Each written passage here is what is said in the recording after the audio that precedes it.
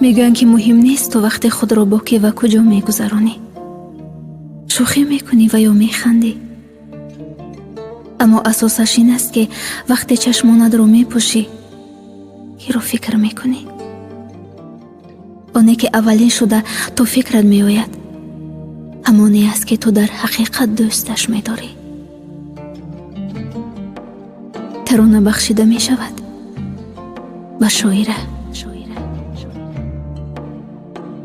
همیشه سخن گفتیم از عشق، همیشه حرف زدیم از ناکامی عشق، ولی چرا بازم دوست می دارند؟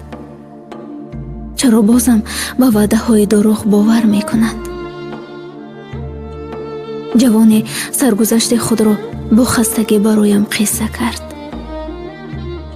در کنج قلبش زخمی داشت از عشق،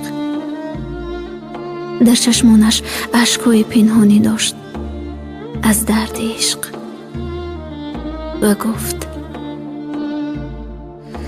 روزی با طریق سامانه اجتماعی با دختری شناس شدم.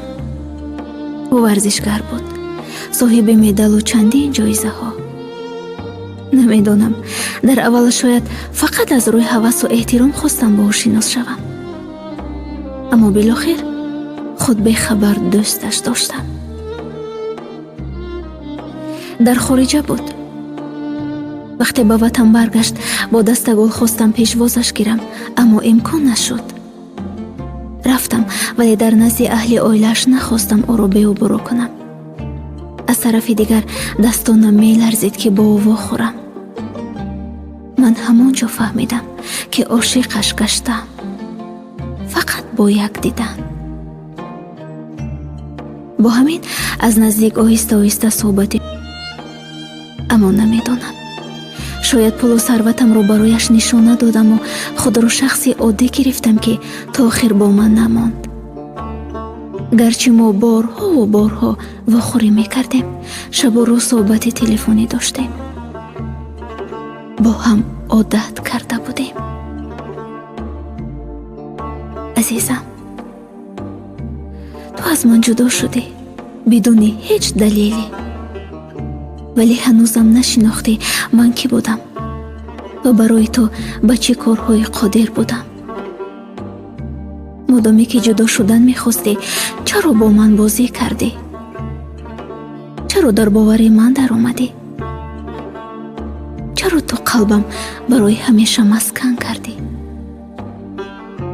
از اول مقصدت با من بازی کردن بود؟ نمیدانم، واقعا نمیفهمم هیچ چیز رو. آهسته آهسته از من خود را دور کرد. او حتی میدونست من جراحی میشوم، با مرگ دست به دامن میشوم، اما آنقدر خود را دور کرد که حتی باری برایم زنگ نزد تا از احوالم با خبر شود. با او برادر و مادرش گفتن که با این گونه پسر ارزنده نیست صحبت کردن.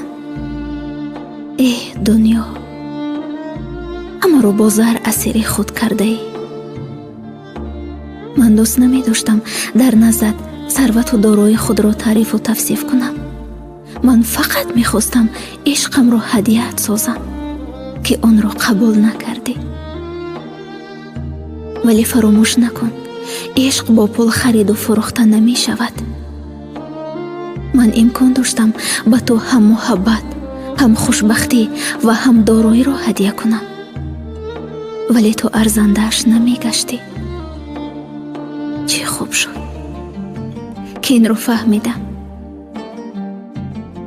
اما وقتی که رفتی، در قلب من فقط زخم رو باقی مانده و خلاص. با اون خاطره های گذشته‌ات مرا هر لحظه کشتی. اگر مردم، یگانه خواهشم این است بالشتم را با من بگرانید، زیرا او شاهد اشک‌های چشمان من بودند در آن شب‌های تنهایی. همین رو درک کردم که تو خودت با من بودن نخواستی، ولی من مطمئنم روزی به قدر من، به قدر غصه ها و اشک‌های من، دردها و این حال من خواهی رسید. вале он роз дигар ман бароят пайдо нестам. мудоме ки рафтӣ, пас бо рафтанат содиқ бимон, то ман ҳам ба фаромӯш карданат содиқ бошам.